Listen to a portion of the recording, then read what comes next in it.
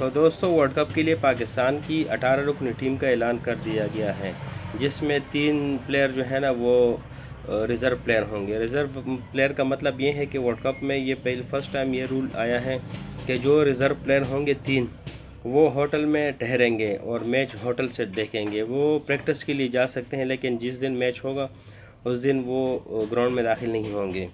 तो पाकिस्तान की जो 18 रुकनी टीम का ऐलान कर दिया गया है, 15 अलग नाम हैं और 3 जो है वो रिज़र्व प्लेयर हैं। तो अभी मैं आपसे शेयर करता हूं, क्योंकि ये इंडिया में होने वाले world cup 50 over world cup के लिए पाकिस्तान की 18 रुकनी टीम का ऐलान कर दिया गया है। आइए नाम की तरफ देखते हैं।